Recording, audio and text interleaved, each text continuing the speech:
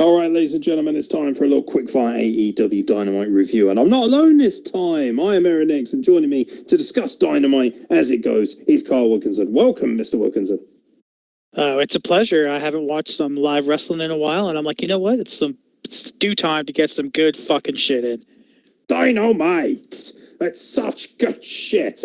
Show opens with Cody versus Joey Janela. Fun little contest this. Cody Rhodes going over Joey Janela, of course. But once again, I said last week when I normally do the individual reviews, Cody is becoming a star maker. Do you remember how Mick Foley would always get other guys over so well? Do you remember how, even there are so many guys who do it over and over. Multiple people. Charlotte Flair has done a really good job of getting women over in WWE. And here we are with Cody being that star maker once again, putting a guy over. Obviously, he wins the match, which is fine, but he gives that guy such a great lion's share of offense. And Joey Janela is just a guy, he might be the every guy, the journeyman of AEW, but he puts in a shift every time, and you're always guaranteed an entertaining contest with Joey Janela around. Yeah, I really liked it. I definitely think my favorite part, though, is just, I know a lot of people are going to be potentially unhappy with having, other talents in the crowd, but I really liked it. I thought they really added something to this. We talked about it when we were watching it. Shawn Spears, he's sitting out there, he's just gripping the guardrail, he's getting so into it. That shows just how much he loves wrestling, and I can really appreciate that. And every time Cody would get in some offense, he's like, no, don't do that. It's brilliant. And Cody, again, going over, I have no problem with that because he made Janela look like $1 million. Like, definitely the handshake at the beginning and the end I thought was really cool. And I'm really excited for what's gonna happen next.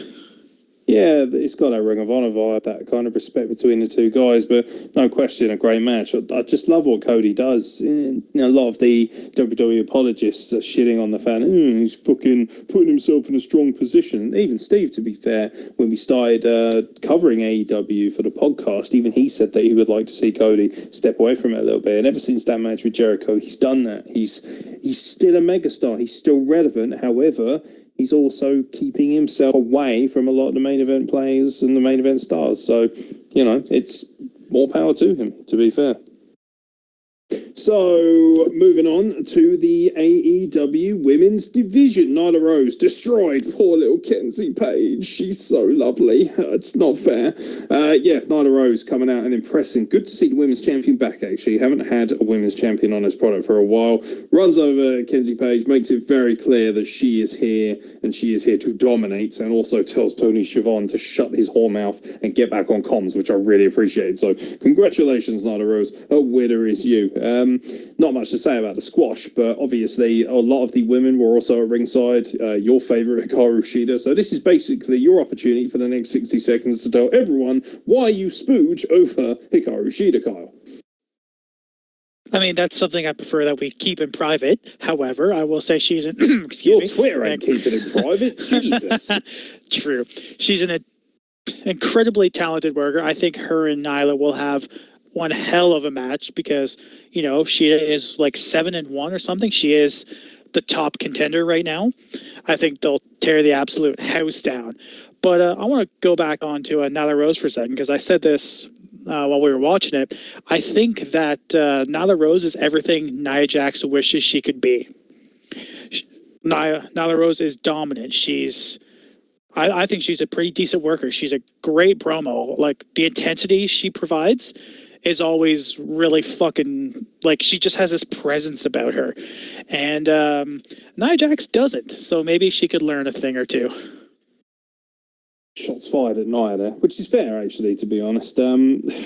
I do like Nia Jax the person, but Nia Jax the wrestler has really not panned out the way they wanted to. And Nyla Rose, like you say, is the template for the big, powerful women's wrestler, and also a far better promo as well. And also, when she speaks, she doesn't sound like I don't know what it is. Nia Jax just sounds like she's prepubescent still. Have you seen this thing? So Nyla Rose is just a little bit more, when she turns the aggression on, she sounds like she means business, and I love it, to be honest. I don't see anyone dethroning her anytime soon, if I'm being honest. Let's talk about the two promos that were fucking thrown out there. So first of all, we had Shawn Spears talking, which I thought was brilliant. He cut this wonderful promo about Dustin Rhodes, talking about how Cody is, just a piece of shit for leaving his brother to die out there against Lars Archer last week. Great storytelling. Love the fact, as you mentioned just a minute ago, Shawn Spears, he was at ringside for Cody's match. I love how this storytelling, it just keeps going and going and going. This is the rivalry that we thought died on its ass. But Shawn Spears, man, every time people say he's shit or he's boring or he's overrated or he shouldn't get pushed, he just pulls something else out that remind you just how good he is. And then this is followed up brilliantly. Him and MJF with Wardlow at ringside, they're gambling, they're being piss takers. Tony Schiavone comes along, being the fucking... Poor old Tony Schiavone's getting a battering on this Dynamite, and I'm loving it, because he can be such a whiny, insufferable prick at times. So, yeah, fucking take it, mate. Everyone needs to be humbled at least once. And, oh, man, MJF and Shawn Spears, just... The way they just, started tossing each other off, and Schiavone's like, guys, and he's just ignoring him, and then he's like, all right, we're going to sign off. Oh, by the way, you'll be facing Jungle Fire at Double or Nothing. And there's that moment when I'm like, Shawn Spears' face. Fucking money, mate. Yeah, he just kind of looked like Scooby-Doo, just found out a mystery or something, or was just told some really bad news. He's like, He just has this look on his face, and I fucking loved it. Shawn Spears is brilliant. He's been to a Destiny show. I had the chance to meet him and talk to him a bit. Incredibly nice guy, great worker. I did think he's definitely found his wings since he was let go by the WWE, and he is just killing it on Dynamite. And MJF, he's 24. This kid has the entire world, his entire future is still ahead of him. He's a great mic worker. His promos are really, really good. He's not bad in the ring either, and he's only going to get better. And the gambling they were doing, no, that's been a regular thing since COVID started. It's always fucking hilarious. When he took a big sip of water before Tony told him he's facing Jungle Boy, and he just spat it everywhere. It was really fun to watch. These two, we were talking about it. I think they'd be an incredible tag team. I think it would be fucking brilliant. Yeah, there's a level of charisma there between the two, which is just wonderful. And like you say, they got genuine on-screen chemistry. They both get it. They're both great heels. Now's the time, as far as I'm concerned, to push Shawn Spears to the next level. I honestly think they missed a trick by not making him the number one contender for this TNT Championship. But... it is what it is. And AEW Dynamite rolls on with Frankie Kazarian versus Jon Moxley. Now, Kazarian versus Moxley was a good match. Good technical contest, very effective. But let's be honest, as good as it was, the talking point is what happens after the match. Now, obviously, Jon Moxley retains. Hard-fought match. Hard to believe as well that was Kazarian's first singles match in AEW. Absolutely amazing. Great singles wrestler, wickedly underrated, as we were speaking before the podcast. Kazarian's one of those guys. He just seems to have always been around, but never really got to the mountaintop. That being said, he's won pretty much everything but that. So he's had an amazing career, and obviously he's going to keep going and trucking along. But hey, we have a new number one contender, so to speak, for the AEW World Heavyweight Championship in the form of Brody Lee. His minions come down, they kick the shit out of Jon Moxley. How hyped are you for Brody versus Moxley? As far as I'm aware, these two have faced off in the past, not just in WWE. I think they probably had some CZW stuff, or yes, it's one of their most famous rivalries. Actually, is Brody Lee versus Moxley. It's what brought a lot of people's attention to Brody Lee in the first place when he was on the Indies before WWE. Yeah, that's brilliant. I think these two have the ability to have a huge whopper of a match. These two are just it's not gonna be a technical clinic. It's not gonna be like, Moxley and Kazarian, which, like you say, was very, very good. I'm glad that Kazarian had such a competitive match with the world champion. Kazarian's been wrestling for 20 years, probably longer than that. So he could definitely hold his own against a champion. And the fact that this is a singles match, great. But definitely, the Dark Order came out. They put a beat down on Mox. Brody Lee laid out the challenge. Moxley's like, oh, all you had to do was ask there, bro. Then he got a boot to the mouth and beat down some more. I thought this was just a brilliant way to bring Brody Lee into the number one contendership. Yeah, Brody Lee is such a hard-hitting physical wrestler as well. So the quality of this is going to be undeniable. I think that's what I'm so excited about, is the fact that we are going to get a high-quality wrestling match, and also something that's a lot more interesting out of Moxley than his match with Hager. As much as I like Hager and I like his physical style, and I actually think he's been quite funny with the bubbly bunch and stuff, he still just hasn't really clicked in the right way from a character standpoint, whereas obviously Brody Lee is streets ahead in terms of mic work, and I think that's what makes it so exciting. But hey, let's not forget as well that, you know, Kazarian had a fantastic match, and it was lovely to see Kazarian. But double or nothing, mate. We've now got Brody Lee versus John Moxley, I would assume, for the title, and you can't really say fairer than that. Also, very nice to see number 10, the American football guy that they were referencing from last week, former college standout. He was the guy in the purple knee pads. He's got 10 written on his chest. I think it's like, I'm not sure if it's a real title or not, but also there was that cracking image of Brody just kind of standing there holding the belt. I love all the imagery and stuff. It's gonna be fucking gold, man. So following on obviously from that wild moment involving Brody Lee is QT Marshall versus Lance Archer. I've got to be honest, I don't care. I feel really bad, right? Because I really like QT Marshall, the wrestler, but I don't really care about him on this product. QT Marshall is the kind of guy, right? Bit like if you went to a Destiny show, right, and you saw an opener with QT Marshall, you'd be like, oh, cool, that guy's a decent wrestler. But for me, I don't think he should be on a television product. That's just me personally. I'm all for, you know, I'm sure all the little butthurt sensitive children on Twitter are like, how everybody should get their opportunity. No, absolutely not. He's you know, he's great and he's a fantastic trainer. He's obviously a friend of the IMF, and that's cool. But anyway, I don't want to spend time talking about QT Marshall. He's a lovely guy. He's a great trainer. He's not a TV wrestler for my money. That's just my opinion on that. Now, the match with Lance Archer is inconsequential. One thing that pissed me off, he should not have kicked out of his finisher. That really wound me up. What the fuck is he doing kicking out of his finisher, man? Like, I know that, like, and also I'm not a fan of the EVD, I think he's calling it, where he's just slamming his head into the floor. Just looks a bit meh, you know, like moves like that, right? They should, there's a reason that they look uber realistic in the real world, because obviously they're used to legitimately case someone's skull in. Now I get what the symbolism, the imagery is, that's fine, but it just doesn't work that well for me. So, and also the ending was a bit screwy. So Brandy Rhodes gets taken out by Britt Baker, that dastardly dentist. Like, here, she's a dentist. Amazing stuff. What? I don't believe you. It's crazy, isn't it? Absolutely wild, the things these kids will come out with. But what really wound me up about that was the fact that I've got no problem. Jake coming in, putting the snake on Brandy and everything. Very, very good symbology, actually. A lot of people will have missed it, but of course, that's how Cleopatra died. And there was the mention of Cleopatra. We must mention as well, Brandy Rhodes' promo, absolutely fire before this match, talking about how you're going to keep my name out your dirty old mouth. And yet, he still got one over on him. But what annoyed me about it was that the commentary team tried to sell this point when they said, oh, you know, you need to get a golf cart over here from the locker room. So there's no way you'd be able to get here in time. Bullshit. We're talking about her husband. There is no way he would allow her to go out there with just QT Marshall. You'd be like, yeah, you'll be fine with just QT Marshall. So from my perspective, that was terrible storytelling.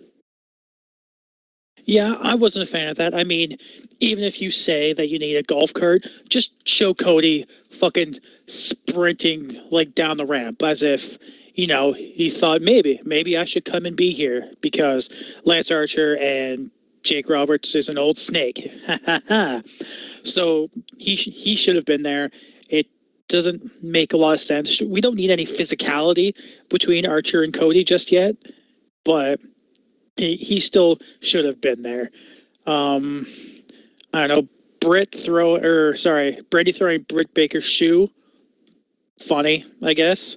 Did you hear MJF, by the way, screaming in the background when he went, who throws a shoe, Brandy? I thought that was great. Little bit of Austin Powers reference. Uber heel, by the way. Honestly. He's been on fire, by the way, on the Oh man, if you'd be checking out his Twitter during that, people, if you're listening to this, go back and look at MJF's Twitter during this show. It's just been amazing, saying that John Moxley smells like shit when he walked past him, and oh man. But also, what annoys me about this whole thing is a kind of final point from me.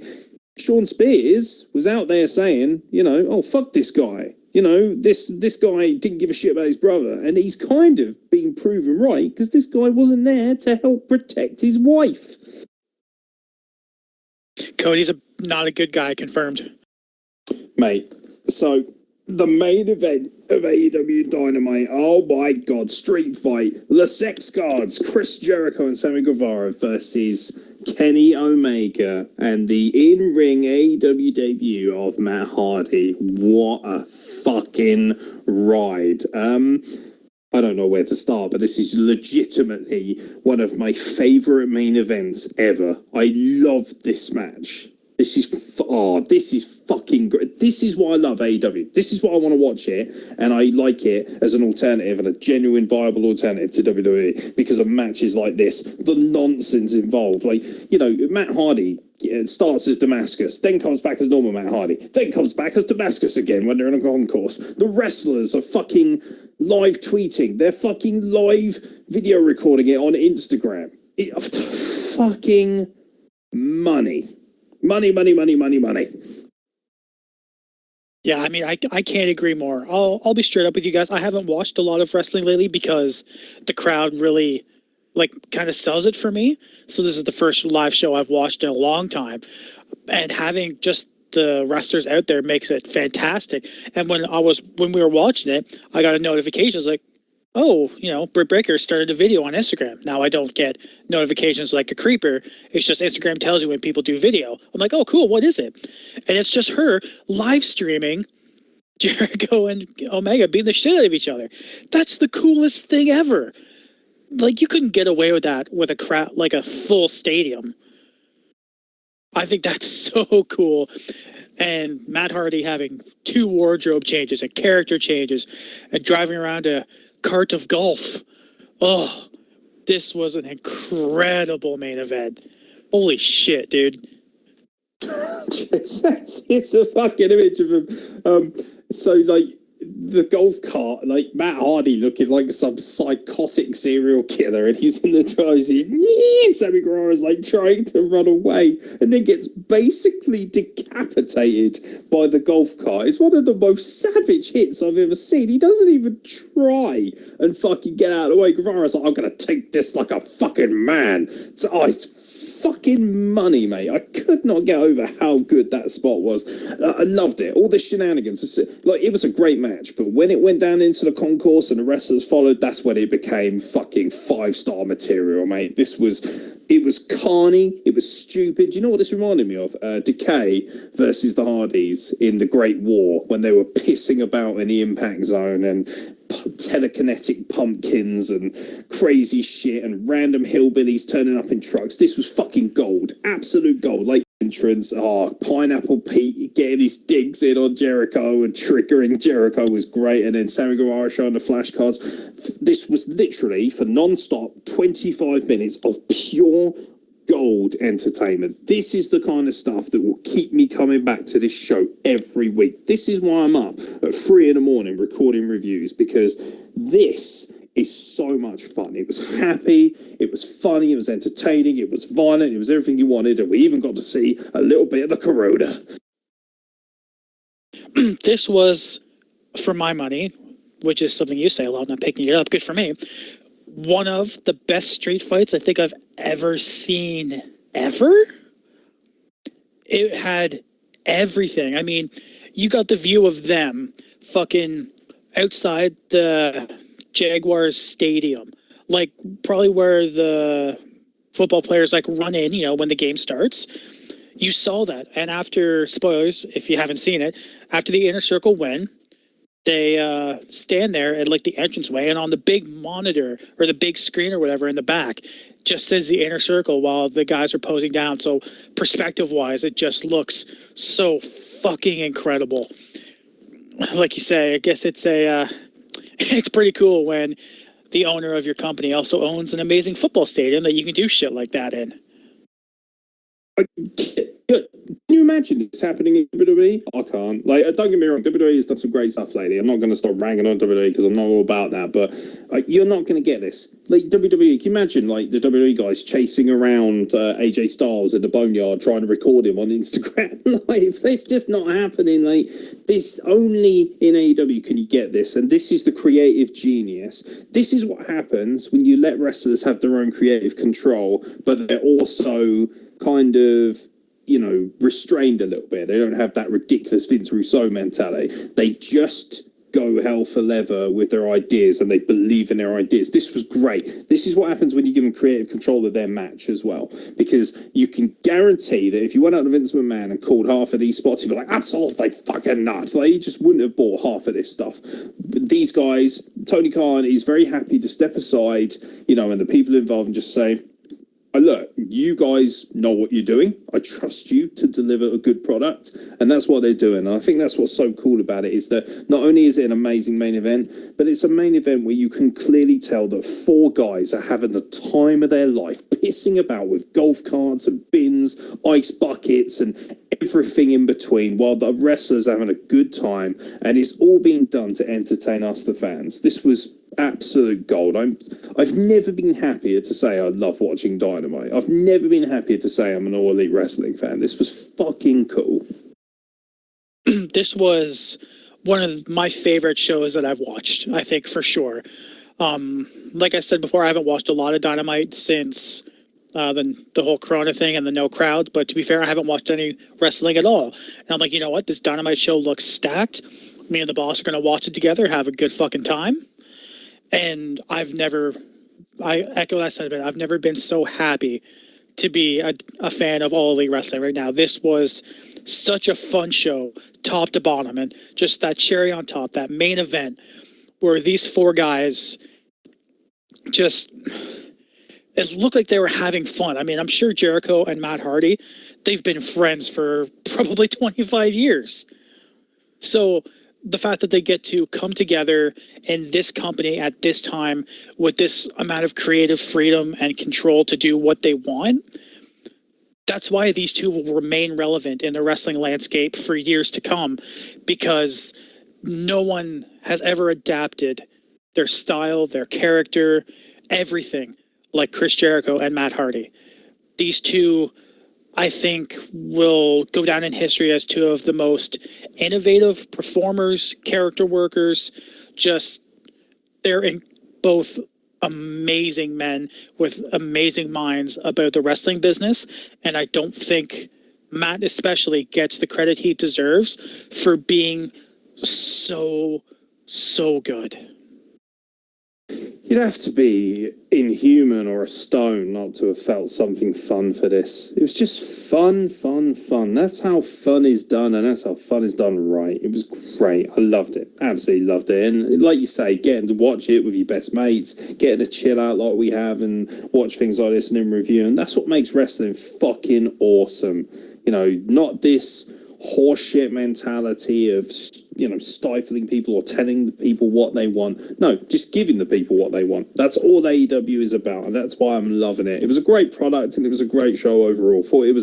Honestly, I'm running out of superlatives to describe how good AEW is, and especially Dynamite. Like, I think I'd say in the last 3 months, I must have seen 5 or 6 AEW Dynamites that have concurrently been better than the last one. And you thought, oh, that's the best Dynamite I've seen. And then they do something like this, and you think, oh, that's one of the best Dynamites I've seen. This is legitimately my favourite, I think, main event that they've had on Dynamite. Thought it was absolutely lights out. And yeah, just a quality show. Carl Wilkinson, thank you very much for joining me on the YouTube to review AEW Dynamite. Thanks for having me, brother. This was definitely something to wet my lips, get back into the wrestling, and shit, if they're going to be putting on shows like this every week. Like I say, mate, we'll leave it there. For anyone listening, please like and subscribe, obviously. Let us know what you thought of AEW Dynamite. It'd be lovely to hear what you guys think, and also what you think of our YouTube reviews, and what you'd like to see on the YouTube channel next. Like, subscribe, and of course, hit the bell icon so you can get notifications of all our videos going forward. From myself and Carl, thank you very much for listening, and we'll catch you very soon for more nonsense and quick-fire reviews from the Wrestle Plug.